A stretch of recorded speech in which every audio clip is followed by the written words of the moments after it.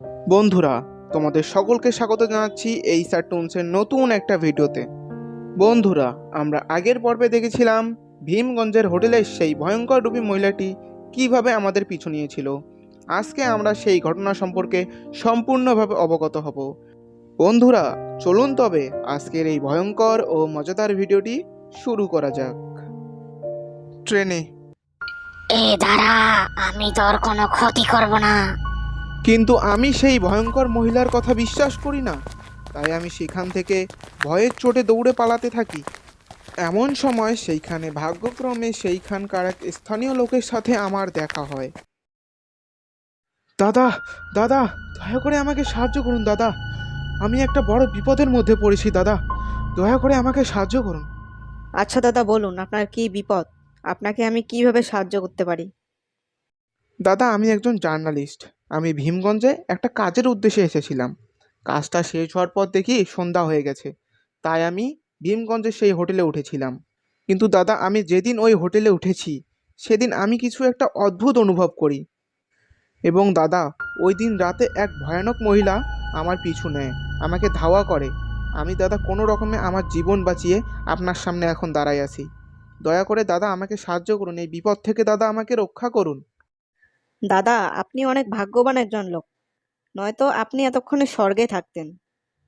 আপনি ওই হোটেলে যে অদ্ভুত মহিলা ও অদ্ভুত লোককে দেখেছেন না, তারা হলো স্বামী স্ত্রী। তারা দুজন মিলে এই হোটেলটি চালু করেছিল। তাহলে দাদা, তারা যদি স্বামী স্ত্রী ও তারা দুজন মিলে যদি এই হোটেলটি চালু করেই থাকে, তাহলে তাদের এখন এই অবস্থা কেন?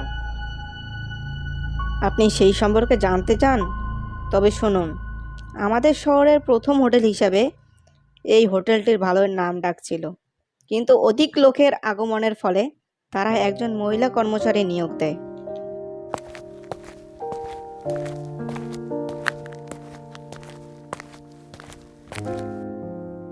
সোমা, এই সোমা, কোথায় তুমি?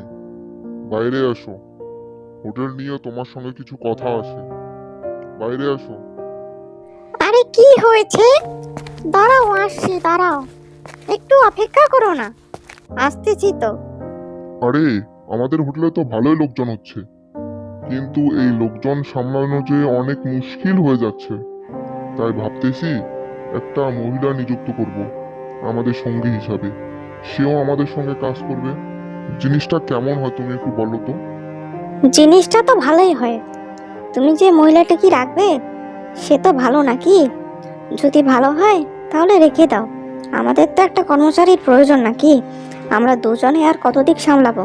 তুমি ওই কালকে ওই মহিলাটাকে দুপুরের দিক আমাদের বাগানের ওখানে নিয়ে এসো। আমি তার সঙ্গে কিছু কথা বলবো। আচ্ছা, আমি তাহলে মহিলাটিকে দুপুরের দিকে আমাদের বাগানের ওখানে নিয়ে আসতেছি। তুমি সেখানে অপেক্ষা করো, ঠিক আছে?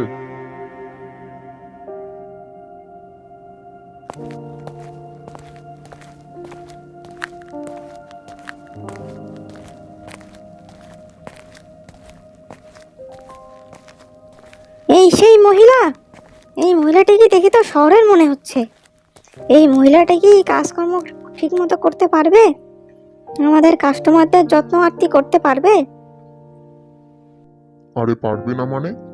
এই মহিলাটি শহরের, কথাবার্তা ঠিক মতো ভালোই জানে। কাস্টমারদের কথার মাধ্যমে সন্তুষ্ট করতে পারবে। বুঝতে পেরেছো? যদি কাজকর্ম ঠিক মতো পারে তাহলে রেখে দাও, আমার তো কোনো আপত্তি নেই। কিন্তু শোনো মেয়ে, যদি কাস্টমারদের কাছ থেকে কোনো কমপ্লেন আসে তাহলে তোমার খবর কিন্তু খারাপ আছে। এটা মাথায় রেখে কাজকর্ম করবা, আর কাজে কোনো ফাঁকি দিবা না কিন্তু। বুঝতে পেরেছো? জি ম্যাডাম, আপনি কোনো চিন্তাই করবেন না। আমি কাস্টমারদের এমনভাবে যত্ন আত্তি করব যে তারা আপনার হোটেলের কথা কোনোদিনও ভুলবে না। আর যে কোনো দিন ওরা যে কোনো সময় আপনার হোটেলে চলে আসবে। হ্যাঁ, এই কথাটা মাথায় রাখবা সব সময়, বুঝছো? কাজকর্ম ঠিক মতো করবা, বুঝছো? কাজের যদি কোনো বেখেয়ালি দেখি না, তাহলে তোমার খবর কিন্তু আমি খারাপ করে ছেড়ে দেব। এটা তোমাকে মাথায় রাখতে হবে। আমার কিন্তু কষ্টে তৈরি করা এই হোটেল, আমি কোনো কমপ্লেন চাই না এই হোটেল থেকে। বুঝতে পেরেছো? যাও এখন কাজে মন দাও।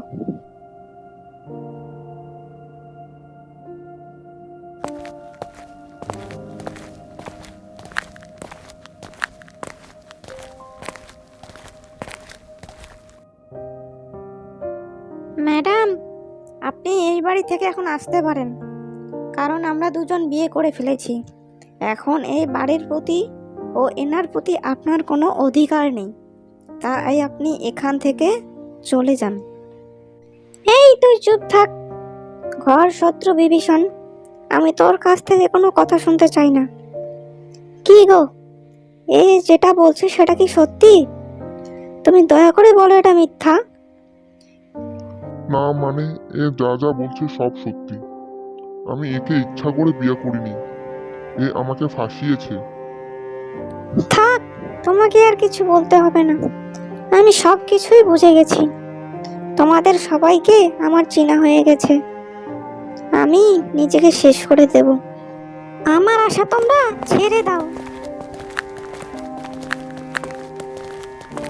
মহিলাটি নিজে নিজে আত্মহত্যা করার কারণে তার আত্মা শান্তি পায় না, যার ফলে তার আত্মা আশেপাশে ঘোরাঘুরি করে।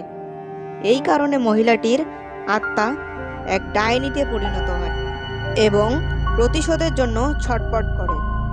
মহিলাটি তার হঠাৎ মৃত্যুর কারণে অতিমাত্রায় ভয়ঙ্কর ও শক্তিশালী হয়ে ওঠে।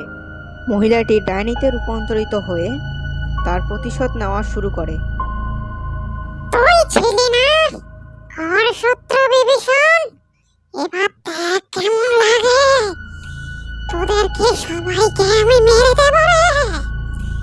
দেখ কেমন লাগে এবার, তোরা আমাকে মরতে বাধ্য করেছিলি না, এবার দেখ কেমন লাগে। কিরে মহারাজ, তোর ঘুম ভাঙেনি? তোর স্ত্রীকে তো মেরে দিয়েছি রে, এবার তোর পালা, কিন্তু তোকে মারবো না, তোকে পাগল করে ছাড়বো আমি। তুই পাগল হয়ে তোর পাতে মরবি, তাতে আমার আত্মা শান্তি পাবে রে, শান্তি পাবে। দেখ এবার কি হয় তোর। অবশেষে ডাইনি তার প্রতিশোধ সম্পূর্ণ করে, ডাইনি লোকটিকে পাগল করে ছাড়ে। আপনি অনেক ভাগ্যবান একজন লোক, আপনি ওখান থেকে বেঁচে ফিরেছেন। আজকে চলুন, আপনি আমার বাড়িতে থাকবেন। কালকে সকালে আপনি আপনার শহরের উদ্দেশ্যে রওনা দিবেন, নয়তো এখানে যদি বেশি দিন থাকেন আপনি মারা পড়বেন। ভীমগঞ্জ আমার জীবনের সবচেয়ে ভয়ঙ্কর এক ভ্রমণ। এই ভ্রমণ আমি কোনোদিনও ভুলব না। এই ভ্রমণ সারা জীবন আমার স্মৃতির সঙ্গে জড়িয়ে থাকবে। বন্ধুরা, আজকে এই পর্যন্তই। তোমরা সবাই ভালো থাকো, সুস্থ থাকো, আর দেখা হচ্ছে পরবর্তী কোনো মজাদার ভয়ঙ্কর এক ভিডিওতে। ততক্ষণ তোমরা সবাই আমাদের চ্যানেলটিকে সাবস্ক্রাইব করে পাশে থাকো। ধন্যবাদ।